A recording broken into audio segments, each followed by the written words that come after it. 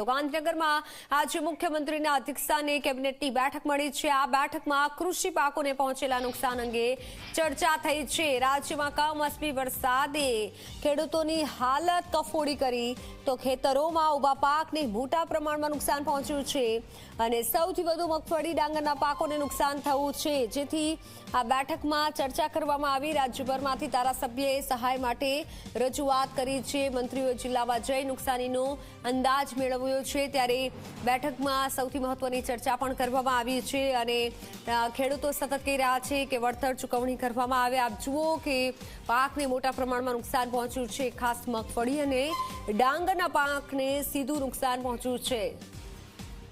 ત્યારે આ બેઠકમાં મહત્વની ચર્ચા કરવામાં આવી છે। કમોસમી વરસાદે ખેડૂતોની હાલત કફોડી કરી। આ બેઠકમાં કૃષિ પાકોને જે નુકસાન પહોંચ્યું છે તેને અંગે ચર્ચા કરવામાં આવી। કમોસમી વરસાદે ખેડૂતોની હાલત બગાડી રાખી છે। ડાંગર મગફળીનો પાક પલળી ગયો છે, બગડી ગયો છે અને જે ભારે વરસાદ થયો તેના કારણે ખેડૂતો મુશ્કેલીમાં છે। તો ગાંધીનગરથી સંવાદદાતા હિતલ પારેખ જોડાઈ ચૂક્યા છે। હિતલ, મોટી સંખ્યામાં ખેડૂતોને નુકસાન પહોંચ્યું છે, ખાસ કરી મગફળી કપાસની વાત કરવામાં આવે એટલું નુકસાન પહોંચ્યું છે કે એની ભરપાઈ કરવી મુશ્કેલ છે। આ બેઠકમાં કયા કયા મુદ્દે ચર્ચા થઈ?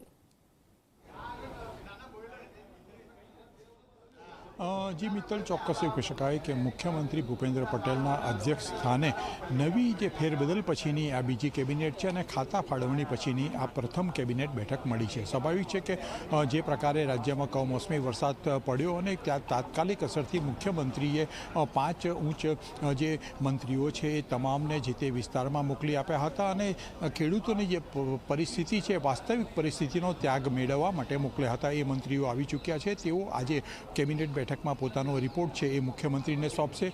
સ્વાભાવિક છે કે રાજ્ય સરકાર આ રિપોર્ટના આધારે અને કૃષિ વિભાગનો જે રિપોર્ટ આવશે એના આધારે ખેડૂતોને સહાય કેવી રીતે ચૂકવી શકાય એ માટેની ચર્ચા અને વિચારણા કરશે।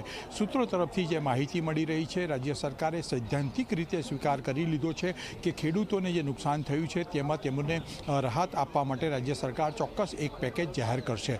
પણ હવે સવાલ એ છે કે સર્વેની કામગીરી પૂર્ણ થાય એ પછી પેકેજ જાહેર કરે છે કે એ પહેલાં પેકેજ જાહેર કરે છે, આ કેબિનેટ બેઠકમાં નિર્ણય લેવામાં આવી શકે છે। આ ઉપરાંત સીધી રીતે જોવા જઈએ તો જે પ્રકારે પ્રધાનમંત્રી નરેન્દ્ર મોદી 31મી ઓક્ટોબરે ગુજરાતના પ્રવાસે છે, સ્ટેચ્યુ ઓફ યુનિટી જવાના છે, તેના મુદ્દા પર પણ ચર્ચા વિચારણા કરવામાં આવશે અને પ્રધાનમંત્રીનો જે પ્રોટોકોલ છે, પ્રોટોકોલના કારણેથી માંડીને જે એમના આગતા સ્વાગતાથી તમામ મુદ્દાઓ પર એક ઔપચારિક રૂપરેખા પણ આજની કેબિનેટ બેઠકમાં નક્કી કરવામાં આવશે। આ ઉપરાંત સીધી રીતે જોવા જઈએ તો રાજ્યના વર્તમાન મુખ્ય સચિવ જે છે પંકજ જોશી એ 31 તારીખે નિવૃત્ત થઈ રહ્યા છે અને તેમની જગ્યાએ મનોજ દાસ નવા મુખ્ય સચિવ બની રહ્યા છે। ત્યારે આજની કેબિનેટ બેઠક મુખ્ય સચિવ પંકજ જોશી માટે પણ અંતિમ છે, એટલે આ કેબિનેટ બેઠકમાં તેમને ફેરવેલ પણ આપવામાં આવશે। જી મિત્તલ।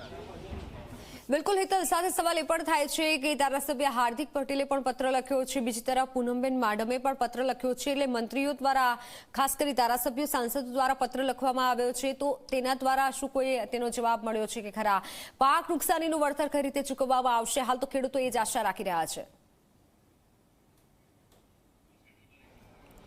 મિત્તલ, જે પ્રકારે ભાજપના જ ધારાસભ્યો દ્વારા પત્ર લખવામાં આવ્યો છે, હાર્દિક પટેલે પત્ર લખ્યો છે, ગઈકાલે અને પરમ દિવસે જોવા જઈએ તો મુકેશ પટેલે પણ પત્ર લખ્યો હતો, મહેશ કચ્છવાલાએ બી પત્ર લખ્યો છે, પૂનમ માડમે પત્ર લખ્યો છે, એટલે ઘણા બધા જે વિસ્તારોમાં ઇફેક્ટેડ થયા છે એ વિસ્તારોના ધારાસભ્યો દ્વારા મુખ્યમંત્રી અને કૃષિ મંત્રી જીતુ વાઘાણીને પત્ર લખવામાં આવ્યો છે અને પત્ર લખીને ખેડૂતોને તાત્કાલિક સહાય ચૂકવવામાં આવે એ અંગેની માંગણી કરવામાં આવી છે। સ્વાભાવિક છે કે રાજ્ય સરકાર આજની કેબિનેટ બેઠકમાં આ તમામ મુદ્દાઓ પર ચર્ચા વિચારણા કરશે અને જે પ્રકારે સૂત્રો તરફથી માહિતી મળી રહી છે, રાજ્ય સરકારે સૈદ્ધાંતિક રીતે સ્વીકાર કરી લીધો છે કે ખેડૂતોને જે નુકસાન ગયું છે એમાં રાજ્ય સરકાર ફૂલ નહીં તો ફૂલની પાંખડી પણ સહાય રૂપે ચૂકવશે।